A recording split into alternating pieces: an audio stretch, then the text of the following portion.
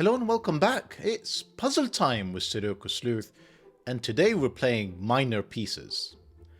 Now, you might be looking at this chess set that Sleuth is playing somebody in the park with, and a book of Sudoku in the background. You might be thinking today is all about anti-knight moves. And I'm going to say, no, if you thought that, you'd be mistaken. Today we're playing yet another new variant rule set, and I'm actually really excited about this. Chess is probably one of my absolute favorite games. And certainly when I was growing up in school, I used to play it as much as I possibly can. It's really not until university when I was playing, let's say, with my amateur chess set experience, that I kind of very quickly discovered just how much more work I really needed to do to be any good at this, that I kind of went by the wayside, but I absolutely still adore the game. Kind of funny story before I actually take a look at the puzzle. There was a few things I was really into when I got into university. One of them was chess, the other one was actually rowing. And I tried to go for the rowing team to be absolutely beaten by all the ones that were there.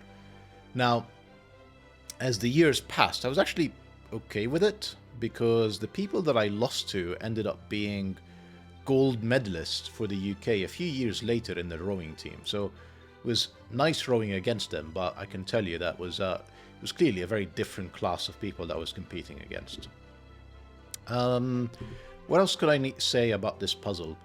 So, because it's a brand new rule set, and at the time of recording, it's got a 98% rating. I'm absolutely certain that other channels are going to pick this up fairly soon, and my competitive spirit almost wants me to try and actually make sure that I release it early, rather than actually keep it for the weekend for the difficulty rated puzzles that are 2 stars and above. I will stick to my schedule. I may end up being disappointed when other channels end up releasing it first, highly likely, because I think you're going to be very interested in today's rule set. Right, suspense over. Shall we take a look at the puzzle? Let's do just that. So we're looking today at Minor Pieces by GDC. And actually, apologies, the entire thing isn't actually visible here. So let me just course correct the size. Yeah, that's a bit better. That's a little bit better. That's kind of makes the entire grid visible for you. So I will actually use a visual reference to explain some of the rules, because like I said, it really does look absolutely fascinating. So rule sets first. Let's do the easy ones. We've got normal Sudoku rules apply. That means place the digits 1 to 9 once each in every row, in every column, and in every 3x3 box. This is fairly standard. That's why we're all here. The blue cell in the middle contains an even digit. So this cell here can only be from 2, 4, 6, or 8, which are the even digits that are part of the Sudoku rule sets. I'm going to skip the chess lines for a second, cover the obvious crop key dots. We have black dots, so digits separated by a black dot are in a ratio of 1 to 2. If this is a 2, for example, this cell here would have to be at 1 or 4 to make sure that one or the other is double the other cell. We also have white dots, and white dots are consecutive. If this was a 2, this would have to be 1 or 3. Lastly, not all dots are given, so negative constraints do not apply. There's nothing wrong with something like 2 and 8 in here. That doesn't require a black dot. 2 and 3 in here. That doesn't require a white dot. Now, here is the new variant. And you probably have spotted on the screen already that all of these lines have little icons on them. They are the icons of a bishop, as in kind of bishop in chess, and knight, as in obviously kind of knights when it comes to chess as well. And the idea of these icons is it tells you how that particular line is meant to play. So let's explore that a bit further, this time with a visual aid. So if I pop this on the screen, is that kind of visible for you guys? Yes, it is. Let me just, no, wrong thing to open. Let me scroll down. That's really what I wanted to do. So we've got these examples from GDC, who's a constructor of this puzzle, to explain what that means. The idea is that adjacent numbers on the line must be either a valid bishop's move or a valid knight's move. So think of the number pad where you have the digits 1, 2, 3, 4, 5, 6, 7, 8, 9. The number pad in this particular case is reversed, but I don't think it really matters. And imagine that the knight is now sitting on a 1. The next digit next to it on the line must be therefore an 8 or a 6, because it needs to be able to be a knight's move away from the 1 according to the numpad. So going back to our example in this knight move, if this was a 2, think about where it is on the numpad. That means this would have to be 7 or 9 for it to be a valid knight's move away. If it was a 7, then the next one would actually be 2 or 6. Well, 2 we already placed in the square. This would have to be a 6. So that's one example of appropriate filling of a knight line. The bishop's line is, of course, bishops can kind of move diagonally. If this cell was here a 5, well, this one has to be a valid bishop's move away. That could be any of 1, 3, 7, or 9. Now, if I pick a 1, the next one along can actually be a 9, because that's still a diagonal move. Nothing's wrong with that. And as obviously as you're aware with bishop's moves, they can go through multiple squares. It's not like they have to land on a 9. Sorry, they have to land on the next one adjacent. They can actually move through multiple squares. So really interested in seeing how this plays. I appreciate new rule set, bit of complexity. It is a 2-star difficulty rated puzzle. Should be approachable for most of you. So I would certainly encourage you to give this one a go. And GDC, I'm very excited about this. Link will be in the description down below as usual for you to play along. And with that said, I'm actually going to restart the clock twice, because I think I'm going to do a little bit of... No, I'm going to restart the clock once and see how I got on. But I'm probably going to sort of play with the rule set a little bit with you guys. So let's just write out the numpad for a second. We've got 1, 2, 3, 4, 5, and 6, 7, 8, and 9. The obvious thing here with a knight move is you can never have a 5. The second you have a 5 on a knight move, every other digit is not a knight move away from you. So no 5s on any of these kind of knight lines, which there's quite a few of them in here. No 5s.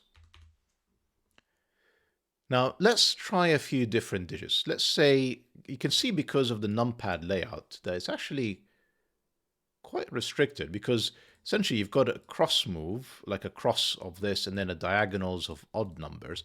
So we really only have 2 use cases. One is it's already on a even digit, and a knight move would actually be either 3 or 9 if it started off on the 4.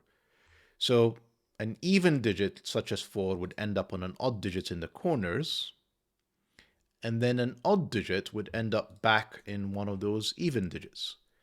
So I think it's essentially oscillating between odds and evens, but in a very specific pattern, clearly. 4 can only go to 3 or 9, 3 can only go to 4 or 8, 2 can only go to 7 or 9, and so on and so forth. 9 can only be 2 or 4. So we're clearly going to have to reference this numpad again a second time, but helpful, no 5s, and things oscillate between the two. The second thing that I just want to explore is with the bishop. And I can already spot something. I mean, GDC was clearly very deliberate about using the 5. But you essentially have... No, even better. It's almost like you have an even bishop and an odd bishop.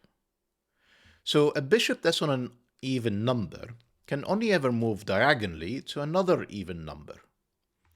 A bishop that's on an odd number can only ever move diagonally to another odd number. So we know at least this is very much a parity puzzle so far, where the parity oscillates on the knight line, and the parity is the same on the bishop line. But I think there's a little bit more to it than that. You can see that essentially we have like two different diagonals when it comes to the odd digits. And in fact, the even digits are very, very restricted, because if you're a 4, you can only go to a 2 or 8. Once you get to an 8, you can only go to 4 or 6. when it comes to the odd numbers, essentially you're sort of stuck on either 357 or 159. If you're at 1, you can only go to 5 or 9. If you're at 7, you can only go to 5 or 3. The only way you can move between these two diagonals is through the 5. So 7, 5, and then 1 would work. But if you're on 5 and you go to 7, the only other valid move will be 3, or of course back to 5 again. So fascinating, really looking forward to see how this plays out. And we actually can do a bit of coloring. So I'm going to use blue for evens. We're already given 1. We know that the knight line oscillates. So these two are odd. This is odd. This is odd. Even, odd, even, odd. All of these are odd. All of these are even. And we're off and racing. Remember, none of these odd digits have the digit 5. So somewhere in this cross is the digit 5. We're going to have to figure out where that is in a bit. You can see the bishop immediately in box 6. These can't be even, otherwise I'm going to end up with 5 evens in box 6. There's only 4 of them. These have to be odd. That means the entire line is now odd.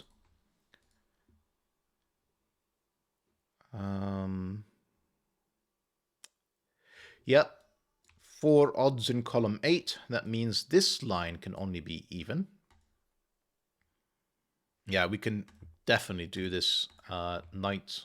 I'm going to use, because I don't actually know the parity for a second, but let me just use purple and green. What I do know is because this is even, this is 5. That's our first digit in under 5 minutes, and it is odd. We've already shown that 5 can never be on a knight line, otherwise you can't jump to any other digit. 5 is clearly not even, so it doesn't belong in here. This is 5, and purely based on numbers, yeah, we have 4 purples, therefore it has to be, and we already have 1 blue, so if purple was blue, we'd have 5 blues. So purple is orange, green is blue, and we have parities in here. We have 4 of them again in box 3. That means all of this is odd. We have 4 blues in box 2. All of this is odd. We have 4 in row 1. All of this is odd. We have 5 odds in box 1 now. All of this is even. And it's like deja vu after playing Blobs' puzzle. Once again, it's about parity. And once again, it takes a bit of time to see everything. Column 9, excuse me, we already have 5 odds. All of these have to be even. There's clearly 1 more odd in here because we've only got 4 of them. And once we've added 1 more odd, that would be 1, 2, 3, 4, 5. That means this is definitely even. This is now 4 evens in column 7. This is definitely odd. Can I do better? I don't know why I didn't start with the black crop dots. I think just excitement about the new rule set. This is clearly 2 or 4. If you have 3 unique numbers on black crop dots, they can only ever be from 2, 4 and 1, 2, 4, 8. Can't be 3, 6 and can't be anything else. We can try and color this knight line and see where that leads us. So obviously with white crop key dots, for them to be consecutive, one has to be odd, one has to be even. So we know that this is purple. We know that therefore this entire bishop line is purple. We now know based on column 3 that if purple was blue, we'd end up with 5 blues. So purple is orange, green is blue, 2 and 4, well, 1, 2, and 4. We actually have more digits. Minute 7, 1, 2, 4.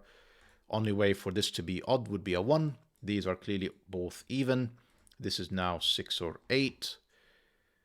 We've got 1, 2, 3, 4 evens in column 3. This is odd. We have 5 odds now in row 5. All of these are now even.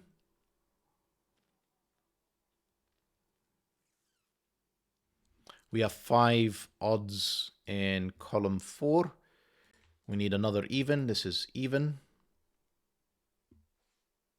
4 evens in column 2.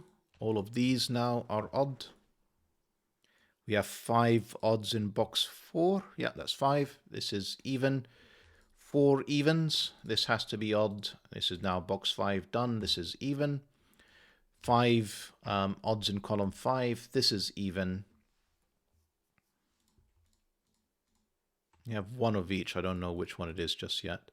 We need 4 evens in row 8. This is even. We already have, yeah, worthwhile double checking, 5 odds. We've got 4 evens in box 7. So these two are now odd. I need 5. Oh, we've done 4 evens. All of these are odd now. I need an even in here to add up to 4 in box 9. I need an even here to add up to 4 in box 8. And this is indeed 4 evens. And this is indeed 4 evens. Lovely. So that is the entire grid colored. Where do we go from here? So I'm kind of half tempted to make the numpad visible, if I'm honest. Because I'm just thinking about what is valid knight moves now. So from the 1, it can only be 6 or 8. Just use the numpad to help you sort of visualize this. If it's an 8, this will be 1 or 3. If it's a 6, this will be 1 or 7. So it adds another digit.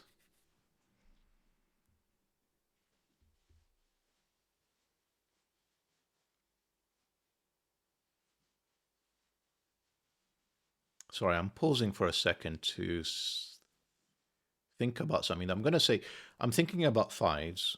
And remember what I said earlier about for the bishop's lines, there are essentially 2 different diagonals, the 357 and the 159. And in essence, any 3 lines, any 3 cells that are odd for a bishop must contain a 5. Yeah, because even if I'm changing across diagonals, let's say it's 157, I still have a 5. Or it's 357, it still has a 5. There's no way I can do something like 139 without jumping through a 5. So these have to have a 5. This line now, you can see where you can place the 5 with what we pencil marked, because this is 3 cells. This is a 5. I'm going to have to delete this reference, sorry, as I kind of carry on solving. This now needs a 5 as well. It can't be this cell. This is one of these is a 5. This is now 7 or 9 without a 5, because that's not an option. Do we have any more bishop lines? No, I was kind of hoping I could actually make more of a dent in the 5s, but apparently I can't. Interesting.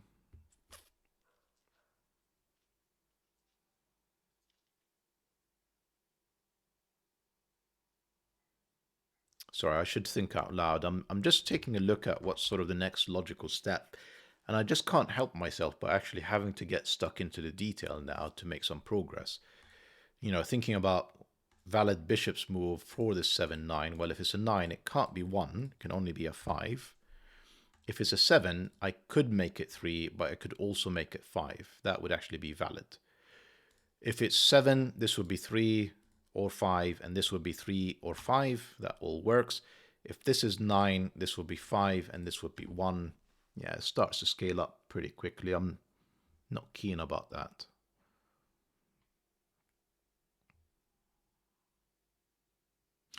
Sleuth, come on, pay attention. I said earlier that box 5, all of these, because they're on a knight line, can't be 5s. Where's the 5 in box 5? There's only one spot for it. Therefore, this is not a 5. This is a 3. 3 can only be connected to a 7 on the bishop's line. This is now a 5. Can't be a 1. Can't be a 3. I've already used it. That is a 5. This could be, unfortunately, anything. It's not 1 and it's not 5, but 3, 7, or 9, the 5 can obviously jump onto any diagonal. These 2 5s now are helpful, whereas 5 in box 2 can only be in here. For box 3, can only be one of these 3 cells. Don't know what happened there. Let's try that again. Only one of these 3 cells. This is now not a 5. This is a 5. In here, 5, just Sudoku. And again, it can't be on a knight line. This is the 5. That's not a 5. 5's not here. 5's not there. 5 is here in box 7. And that's the last 5 done. Very helpful. Okay, what's next? 3-7 means this is 1 or 9. That 1 gives me a direction. That's 9. That's 1. I actually know what this cell is in now. That's a 7. On a bishop line, that means this has to be a 3. These are 1 9s. This 1 tells me the order. That's 9. That's 1. Once you jump to a 5, you're kind of released, so to speak. You can do anything, which is unfortunate. 1s have to be in here. 3s have to be there. 3s and 1s means I have a 1-3 pair in here, a 7-9 pair in there, another 1-3 in here. And then depending on what digit I end up with, it will sort of determine the other. So if this is a 7, this would have to be a 3. If this is a 9, this would have to be a 1. And of course, vice versa.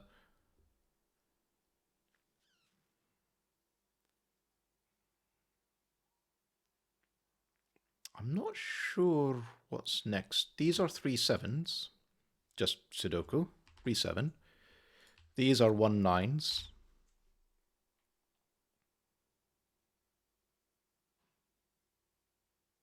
Right. Fairly sure I've got it. Here. Yeah, now that I've got so much of it pencil marked, it's actually quite difficult to show you what I'm thinking. So I am actually going to risk moving the grid, which is maybe not such a great idea. My history is when I move the grid, I kind of forget about it and then I start solving off screen. But I am going to temporarily do so and put this grid on the screen. So what I'm kind of thinking is the 1 and 9, they're in polar opposites. You know, these 1, 9 are on these two. And essentially I need a series of knight moves that allows me to jump between one and the other. Same is true in here. The 3 and 7, you can see are on polar opposites of the same diagonal. And again, I need 3 different knight moves to jump between each one. Now, I'm fairly comfortable, and I'm going to show you that is the case. Sorry, that was off screen. I'm fairly confident, and I'll show you in a second, that this has to be a 3. There is no way I can jump between 1 and 9. Whichever one is the 9, it doesn't matter. But there's no way I'm going to be able to jump between 1 and 9 in a single, well, not single, in 2 knight moves. So if I put this back on the screen, you can see from 1, I can go to 6 or 8. But 6 and 8 are both adjacent to 9. There's no way I can use a knight move to jump back to the 9. So that's a long way of saying, and I'm sorry I keep having to sort of move this around, but I think it's worthwhile explaining this as I make some of these decisions, that this couldn't be a 1, this has to be a 3, this couldn't be a 3 between 3 and 7, this has to be a 1, this has to be a 3, this has to be a 7, this has to be a 9. And now I need to start thinking about what 2 digits between 1 and the 3 and 7s would allow me to get there and start thinking about evens. But anyhow, this means this is not a 3. This 3 gives me the 7 and the 3. This is now lovely. This is very, very good. The reason I'm excited now is between 7 and 1, surely there is only one valid knight move that would connect these two. 1 and 7, it can only be a 6. 1 and 3 can only be an 8. These are now 2 4s. These are now 6 8s. These are now 2 4s again. 6 8 pair in row 8 means this is 2 4. I'll worry about these later. Between 7 and 1 9. So it's either 6 if I'm jumping to a 1, possible, or a 2 if I'm jumping to a 9. possible. So this is 2 or 6. Between 1 and 3, this would have to be an 8, which isn't possible. 8's already placed, so that can't be a 1. This is the only digit that would allow me to jump from 1 to 8 to 3. This has to be a 9. To join the 3 and 9, this would have to be a 4. This would be a 2. This would be a 4. This is now a 6. This is a 2. So that works. 7 and 9. Yes, that's a 2. These are 4 8s. This means this is now a 1. This is now a 9. This is 1 or 7. I actually don't know yet. Between 1 and 3, this can only be an 8. This is 2 and 4. In fact, we can just write in this digit. This is 6, sorry, 2 and 6 I meant to say. And now 4 and 8s. 6 down here gives me the 8, gives me the 6. 6 is indeed connected to 1 and 7, so that doesn't actually help me. And 1 is indeed connected to 6 and 8. That doesn't help me. And the 7 doesn't help me. The 8, though, gives me a 6 and 8. The 2 and 4 are not resolved. The 4 and 8 are not resolved. Okay. In here, I need 1 and 9 to complete this. 3 and 7 to complete this. This is not 3 at least. This is 7 or 9. 1 and 3 means this is another 7 or 9. I can just write in this digit. It is a 3. One of these two cells is a 3. Not exactly helpful because you can see the 3s are not lining up with the rest of the boxes, so can't use Sudoku to resolve this. This is from 1, 7, or 9. These are 2 4s. These are 6 8s. Hang on. No. 2 8s. This I actually know is just 4, and this is just 6. This is again 2 or 8.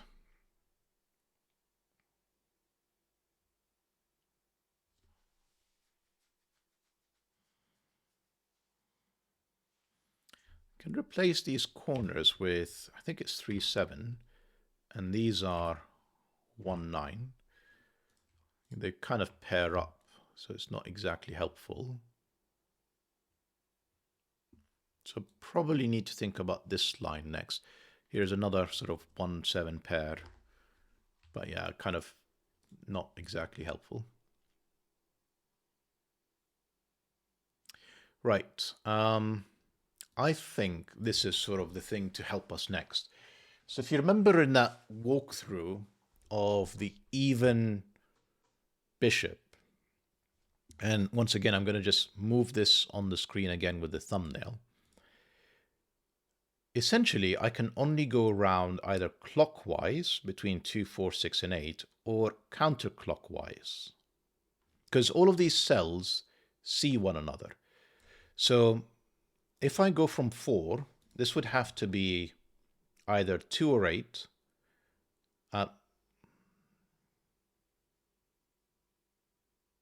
The fact that it's clockwise, I think these two cells have to be the same. Essentially, I've gone through, sorry, I keep moving this. I've gone through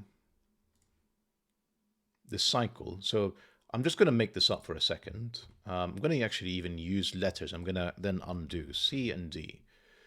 So by the time you get here, D is only connected to C or A. You've gone through the entire circle.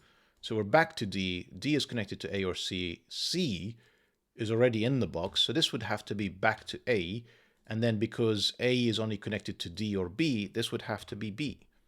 So these are kind of fixed in that these two cells have to be the same. These two cells have to be the same. These can only be an 8. They're the only two common digits. From 8, I can go to 4 or 6. Nothing to disambiguate it. 4 or 6, not 2 or 6. From 4, I can go to 2. No, in fact, I would have to go to 2 because it's 8, 4, 2. Essentially, I've kind of established that pattern.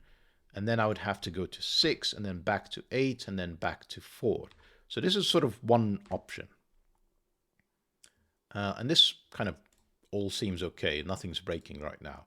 The other option is I go 8-6 with a 2. Yeah, the 2 is a 2 regardless. Then back to 4. Then again back to an 8. Then back to 6. So essentially I end up with a 4-6 pair, which gives me a 2 down here, a 4 in here. That 2 also gives me that 4. That 8 gives me a 2, an 8. I know one of these two cells is a 2, but it's not quite enough. Do I not have anything to sort of help me? So we've got 4-8. So yeah, 4-8 pair, just completing row 7. 4-8 pair means this can't be a 4. This has to be a 6. Therefore, this is a 4. Therefore, this is a 6. These are now from 2 and 4. Not disambiguated yet. Well, this is. That has to be a 2 because I've got a 4-8 pair. That's a 2. That's a 4. That's an 8. That's a 4. That's an 8. That's a 4. That's a 2. That's a 6. And that's all the even digits done. Right. What connects 8 and 4 can only be a 3. No 3's in here. What connects 4 and 2 can only be a 9. That's 9, that's 1, that's 9, that's 1. That one gives me a 7, gives me a 9, gives me a 3, gives me a 7, gives me a 3, gives me a 7. Just want to double check 2 is indeed connected to 7, yes, and 8 is connected to 1 or 3. The only option remaining is a 1, and it does actually work. That's 7, that's 1, that's 9, that's, and if I've not made any mistakes, the 7 for the finish for today's puzzle.